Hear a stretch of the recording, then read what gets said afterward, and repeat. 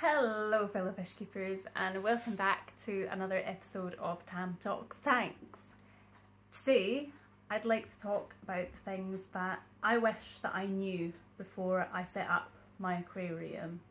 Before we get into it, if you really enjoy what you see, then please consider liking the video, and if you thoroughly enjoy it and you'd like to see more, then please consider subscribing. I'm trying to stick to a consistent schedule where I upload every Tuesday, so yeah, stay tuned for more if you're really enjoying it. And without further ado, let's get into it. So number one, I wish I knew the winning lottery numbers. That was so cringe.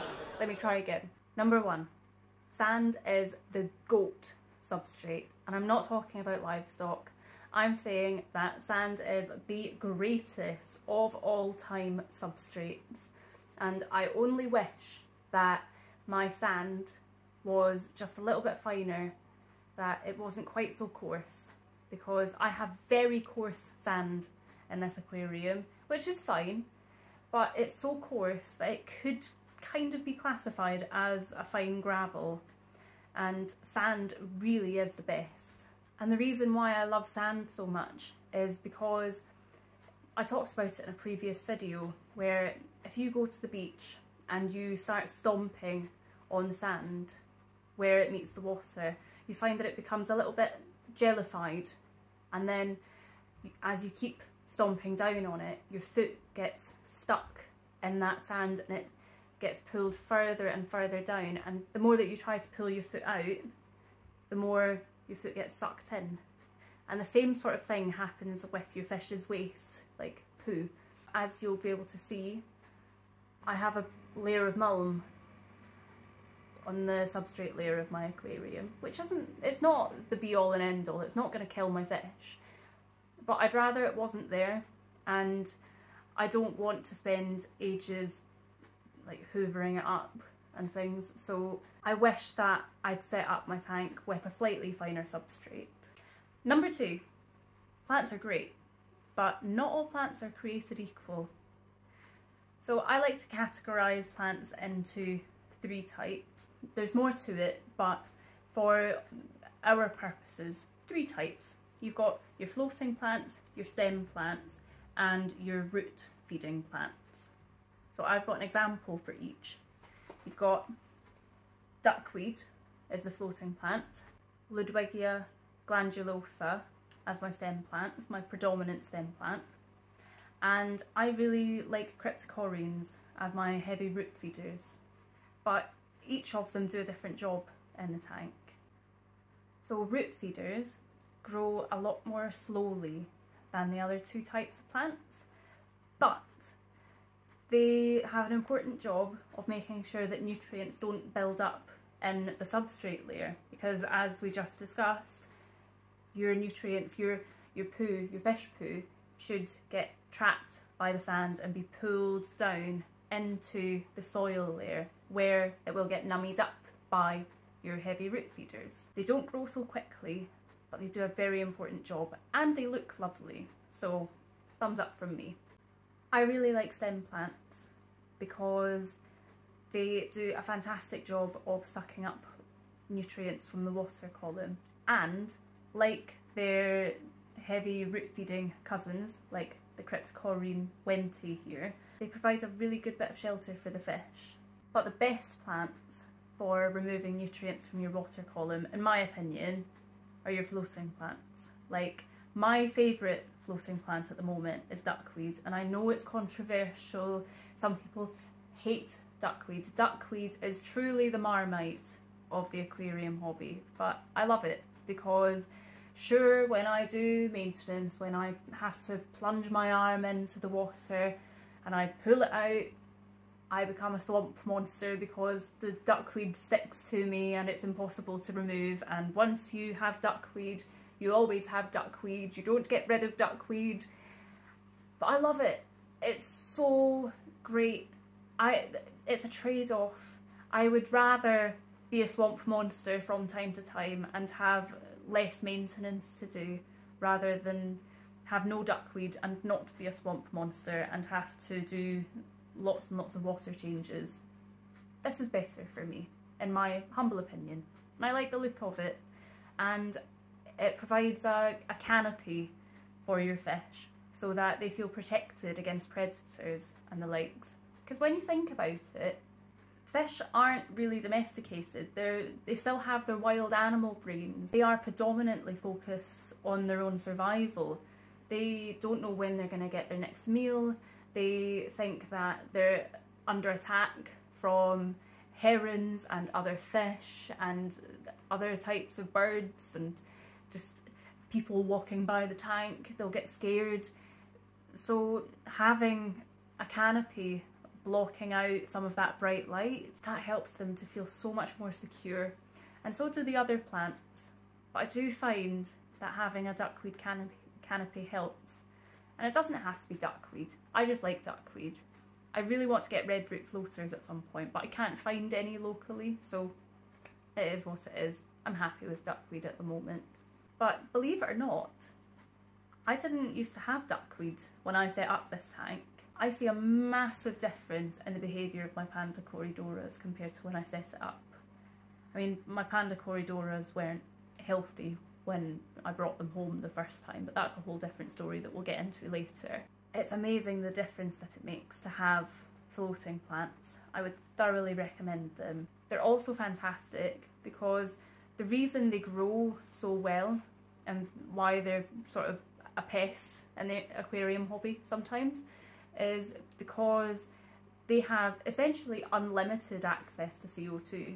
Because the duckweed has access to the air around it, then it can just keep going and going and going, just replicating, multiplying, growing without being hampered by needing CO2, and it can keep absorbing those waste nutrients, those waste products, which is bang on in my book. It means less work for me.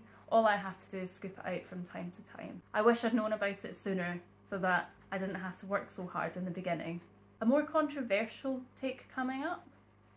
Number 3, liquid fertiliser's a scam. I don't like it. I've used it in the past, but I don't like it. All it did for me was create a massive imbalance in my tank. I ended up with massive algae problems. Don't like it. The way that I keep fish tanks is I like to make it easier for myself. I enjoy looking at the fish tanks and I enjoy doing maintenance sometimes. I don't want it to be the main part of enjoying the fish tank. I want to be able to look at it and enjoy the nature within it. I like looking at the ecosystem that I've made, which is in balance. Nature, it's a fine balancing act. And if you're constantly pulling nutrients from the water by ways of water changes and then putting fresh water back in that doesn't have the same nutrient concentration, and then you pump fertiliser into the water that you're putting back into the tank, then you're just putting nutrients back into the tank that were already there but in a different concentration. So you're kind of messing with the balance there. I don't know, I don't like it. It works for some people. If, like, no shade, absolutely no shade to them, but your bigger aquatic YouTubers quite often do use liquid fertiliser, and more power to them. I couldn't be more thrilled for them because they enjoy the hobby differently to how I do it. Part of the joy for them is changing water in their tanks and gravel vacuuming and all the rest of it. And yeah, more power to them, couldn't be happier for them. But if you want less work, don't use liquid fertiliser because you're adding nitrates to your tank, you're adding potassium to your tank, you're adding phosphorus to your tank.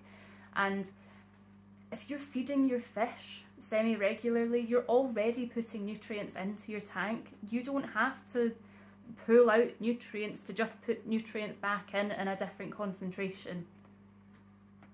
It seems obvious to me now, but it wasn't so obvious back then when I set it up. So yeah, I ended up with a massive algae problem. The exception to the vendetta that I have against fertilisers is root tabs. And I have used root tabs in the past. I don't know if they made that much of a difference, but I don't know if I really needed them either. But I understand the mode behind it, and I totally agree with it, in the sense of if your plants are growing faster than the nutrients they receive, eventually the nutrients, especially root-heavy feeders, heavy root feeders, are going to deplete the soil layer of nutrients, and if they don't have nutrients, then they're not going to grow so well. If you have a thick sand cap, like what I've got here, as in around 5 centimetres or 2 inches, like we said earlier about sand being the GOAT substrate, is if you've got a thick layer of sand and you push down a root tab into the bottom of your substrate, it's not going to go anywhere. It's not going to leach nutrients into the water column if you've done it right. If you've got sand rather than gravel, then yeah, it's fine. It's fine to use root tabs as long as you don't use them in excess.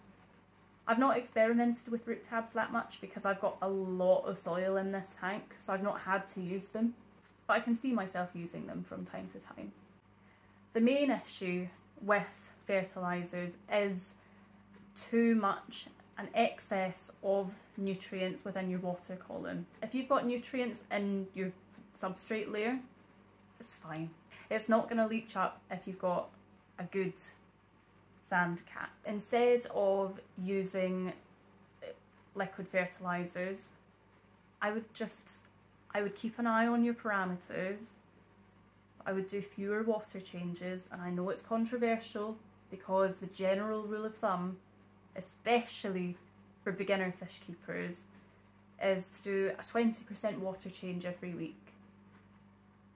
And I'm not saying that that's bad advice, because it's not, especially for new fish keepers. But if you want to lighten your workload a little bit, if you keep an eye on your parameters, as in check that you don't have ammonia and nitrite in the water, and you watch the behaviour of the animals in your tank, especially if you've got some more sensitive animals, like I've got the cherry shrimp in here, which act as the canaries in the coal mine. So if there's something wrong with the water, they're going to let me know by their behaviour. You keep an eye on the behaviour of your animals and your parameters, and you do fewer water changes, then your plants will do better, in my experience. Number 4, Noah's Ark tanks happen far too easily, and it's not always your fault. You don't know what that fish has been through. If you get a school of fish, like I had a whole school of CPDs, Celestial Perldanios, I loved them, I still do love them, I think that they're fantastic fish, and it breaks my heart that I've only got one now. When you bring fish home from the shop, you don't know what that fish has been through. You don't know how it's been handled when it's been kept in holding at the wholesalers. You don't know the stress that it's been going through at the fish shop with the net constantly going in, and you know, its friends being caught to be sold to other people. You don't know the fish's history, you don't know the lineage, you don't know if it's from a reputable breeder. And one of the horrible things, I think, about the aquarium industry is that it's a business, and quality food does not make money, in the sense of quality food is expensive, and if a wholesaler has thousands upon thousands of fish to keep and then to try and move, then if they're feeding all of those fish quality food at the times when they should be doing it, then they're losing money. So they try to, not all wholesalers, I bet there are reputable ones, but there are also not so nice people out there who do just want to make a buck, and they will skimp on animal welfare in order to make a bit of extra money, and it's sick, but it happens. And you don't know if the fish that you've brought home has suffered from experiences like that. You can't blame yourself for having a Noah's Ark scenario if you've set up your tank right. Number 5, the aquascape that you envision isn't always what you create.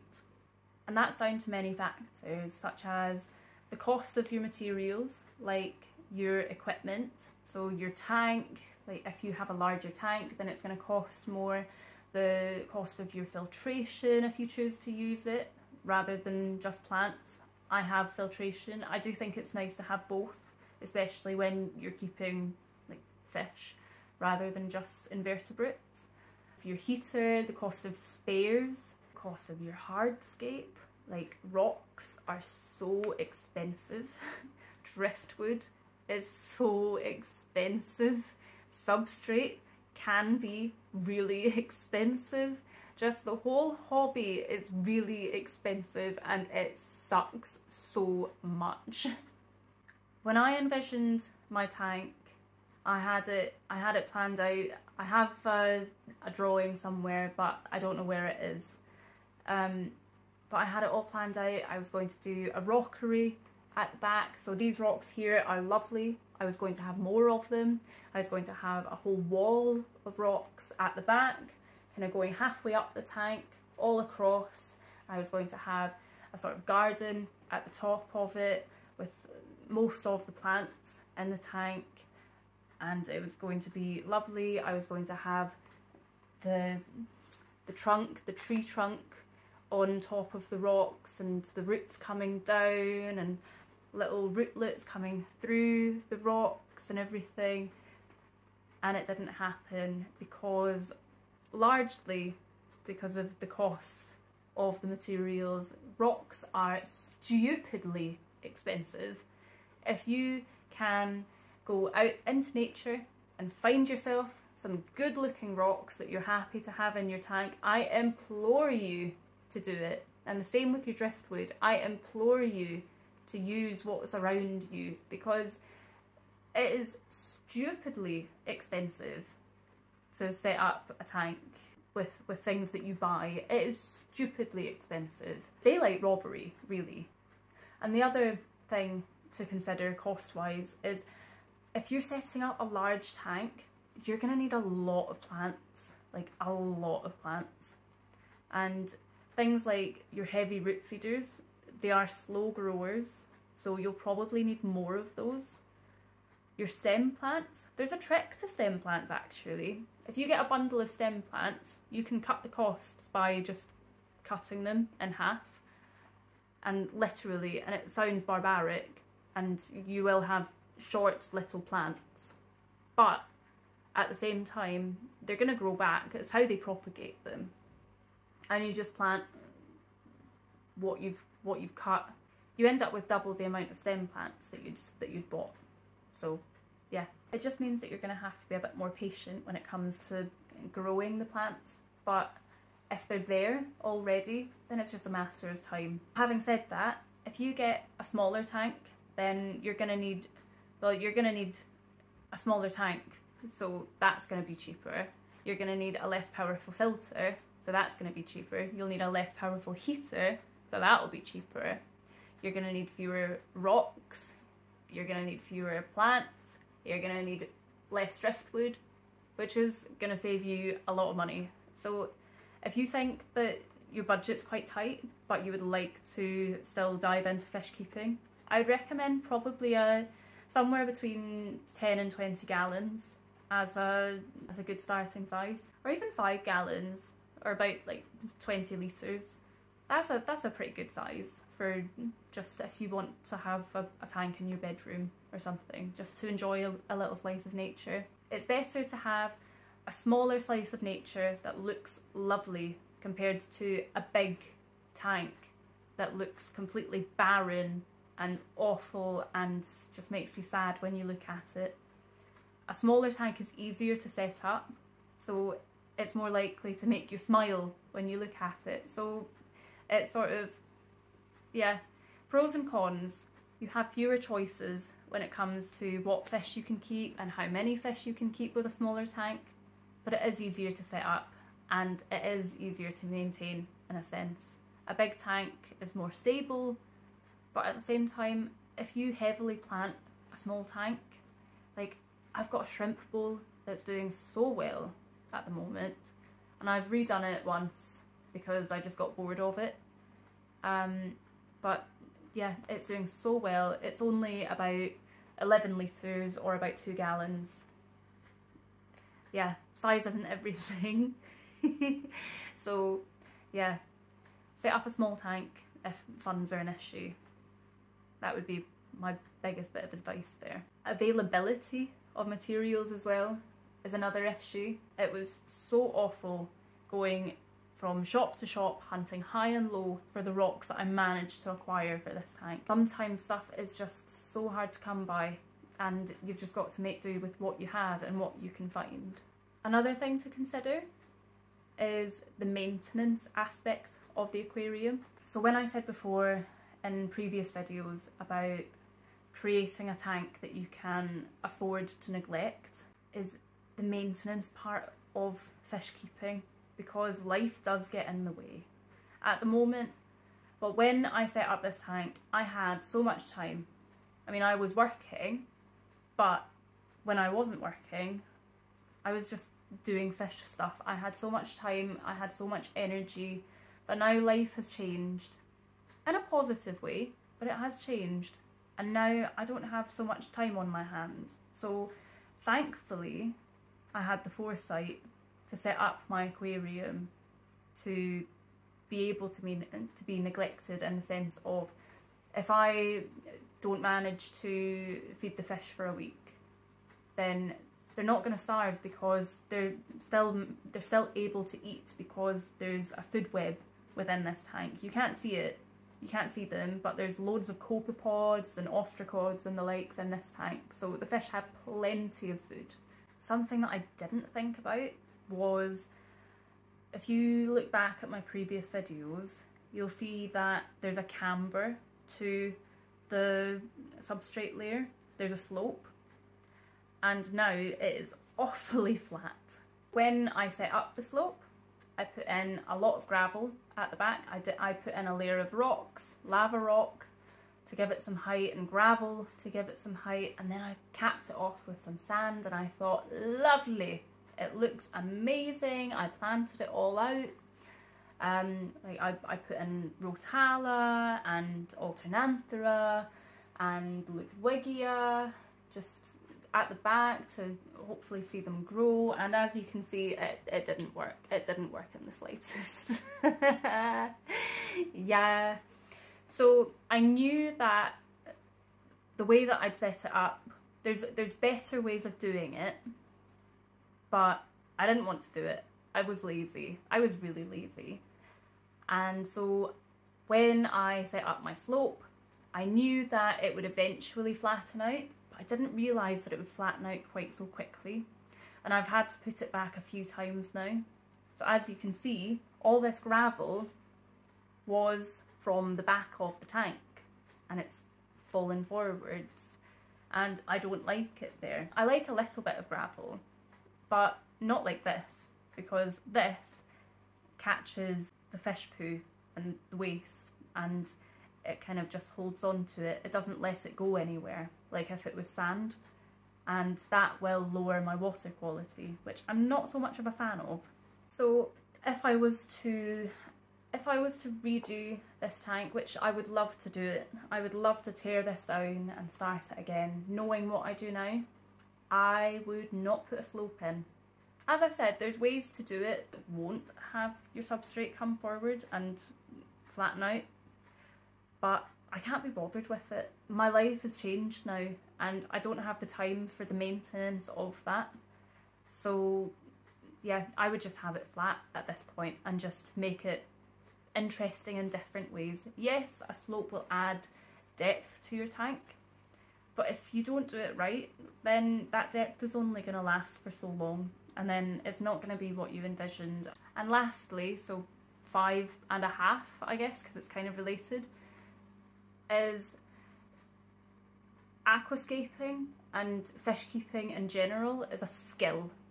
Most people are not good at something when they first start out at it. The first step to being good at something is being rubbish at it. And it's the practice and the wisdom that you gain from experience that makes you good at it. I've been doing this for probably about a decade and a half. I had a hiatus within that period, but I was still researching, I was still learning about stuff, even if I wasn't practicing it at the time. But I'm still learning so much. I don't know everything. Heck, I'm just somebody with a camera, just spouting out what I've learned over a period of time. I'm not perfect, and you don't have to be either. Things happen. Aquascapes fail, fish die. It's really sad, but it happens. We're not perfect. Don't let perfection be the enemy of good. It is a skill. The chances are you're going to be bad at it before you become good at it. And that's just life.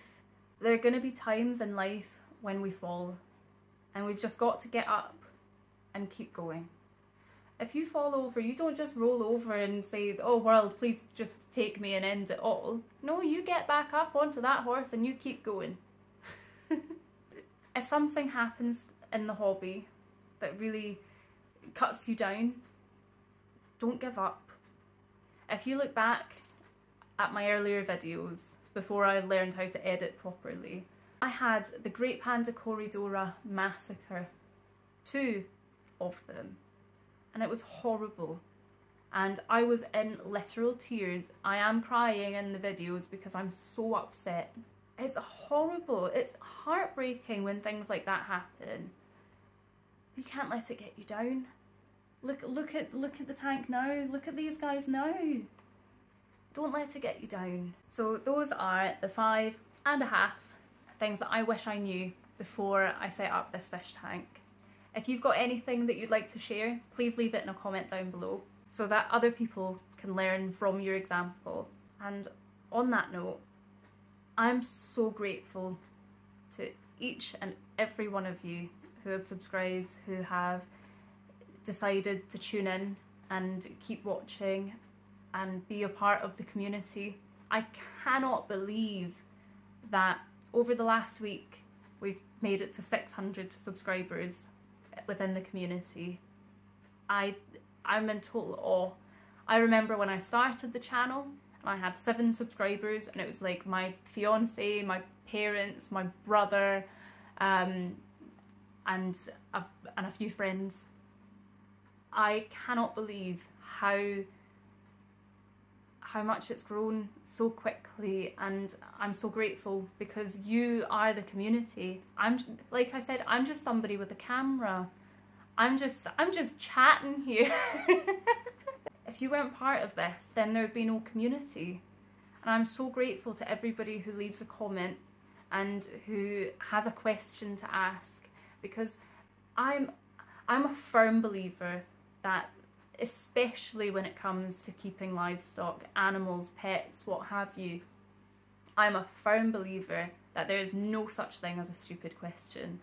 And it might be a question that's been answered umpteen times before, but you've just not quite understood it. And that's fine. Ask again. Ask for it to be explained differently, because no matter what the question is, it's how we learn. And if we learn, then we're going to do better by the fish that we keep and the animals that we keep. And yeah, I just think it's a brilliant thing. I'm so happy about how far this channel's come already, how much the community's grown, and yeah, I'm so grateful. So thanks very much for watching, and I'll see you in the next one. Bye!